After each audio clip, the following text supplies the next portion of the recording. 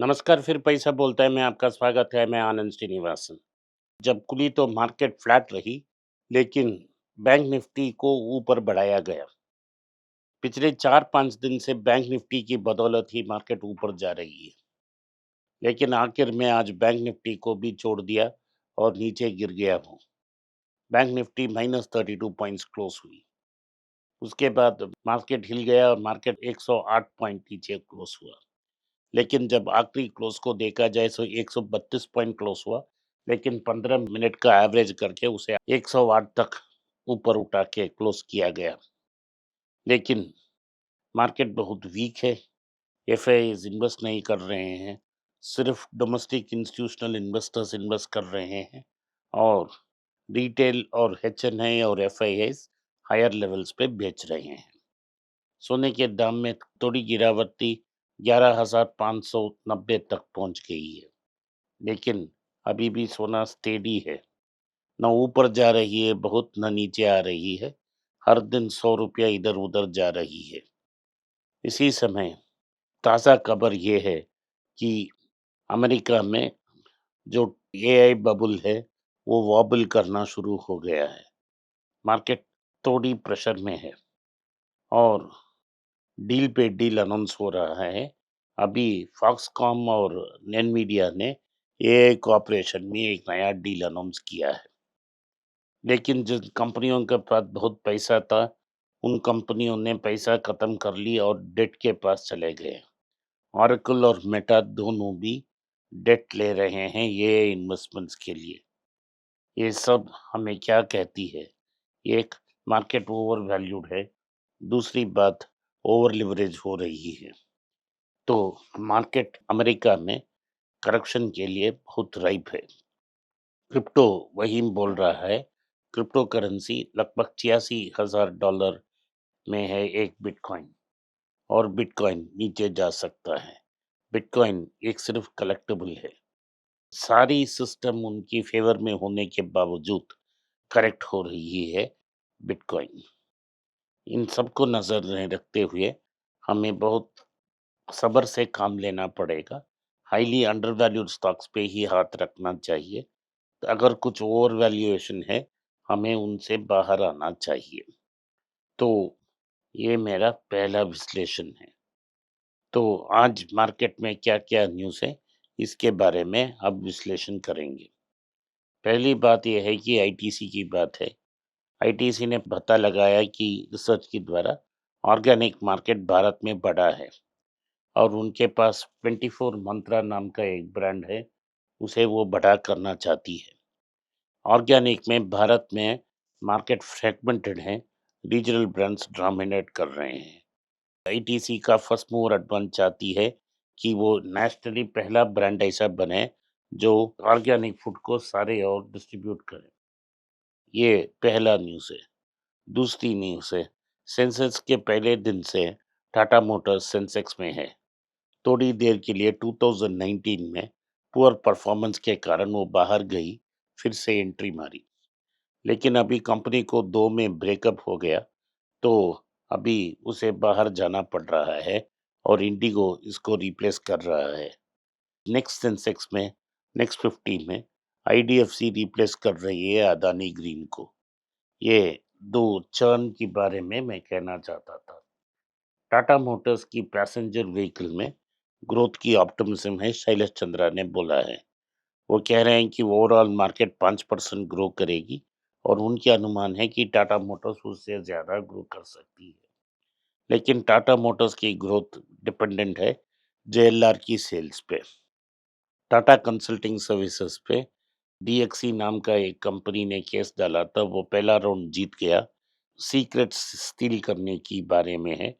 एक insurance software को वो यूज़ कर रही है और बिना परमिशन कुछ पार्ट्स को उन्होंने यूज़ कर ली। टाटा कंसल्टिंग सर्विसेज पे $194 मिलियन की फाइन थी और एक इंजंक्शन दी कि वो ये प्रोडक्ट को यूज़ ना करें। अब क्या कोर्ट ने ये डिसाइड किया कि इंजंक्शन को वेकेट किया जाए और इंजंक्शन को वेकेट किया जाए और इसको और फ्री किया और फाइन तो बरकरार रहेगा। टीसीएस ने कहा है कि $194 मिलियन के लिए वो प्रोविज़न करेंगे और उसके बाद अपील जारी रहेगा। ये रहा टीसीएस के बारे में न्यूज़। टाटा न्यू यानी कि टाटा डिजिटल ने कहा है कि उन्होंने एक नया एमडी को लाया है, सजित शिवानंदन। उन्होंने इनवर्ड लुकिंग गेम प्ले करने की डिसाइड कर ली और जीएमवीडब्ल्यू ग्रॉस मर्चेंडाइज वैल्यू से बाहर जा रहे हैं। उन्होंने कहा है कि वो ग्रुप को इंटीग्रेट करेंगे।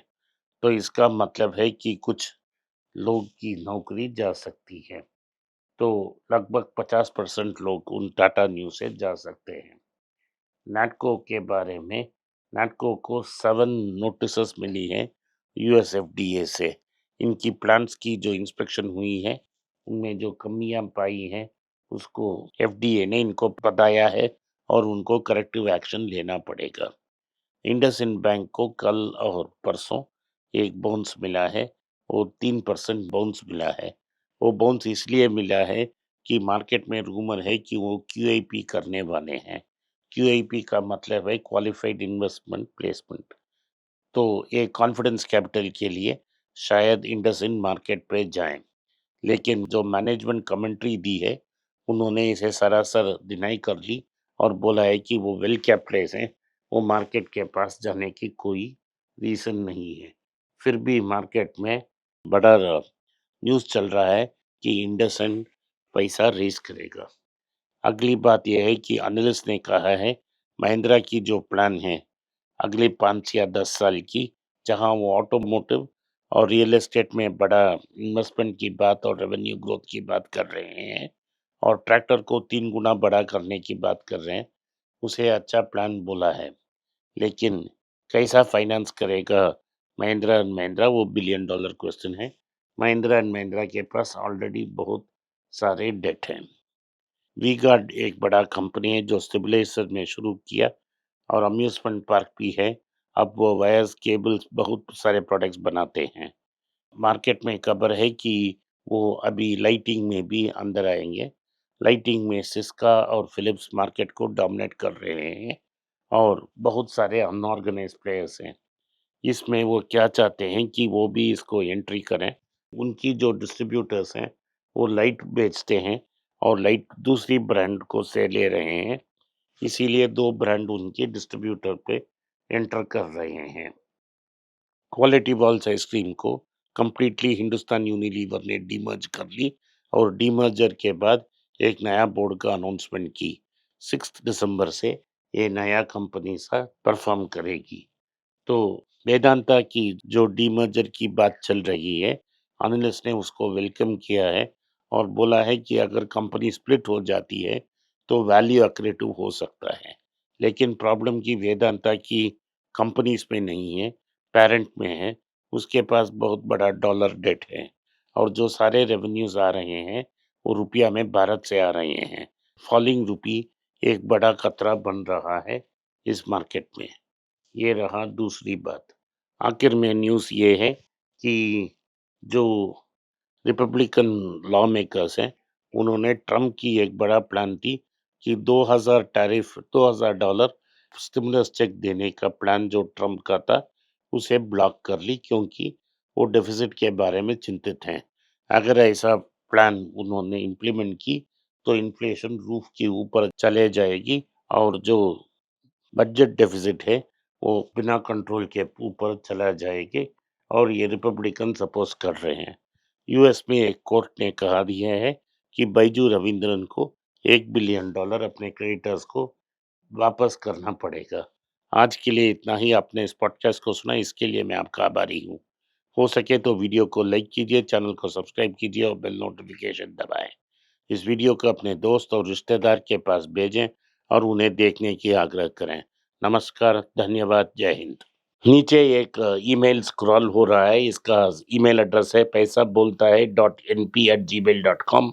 अगर आप मुझसे संपर्क करना चाहते हैं तो इस ईमेल में मेल भेजें, मेरी टीम आपसे बात करेगी। फिर से बता रहा हूँ मैं, पैसा बोलता है .np@gmail.com। इसमें आप मेल भेज सकते हो, मेरा टीम आपसे संपर्क करेगा।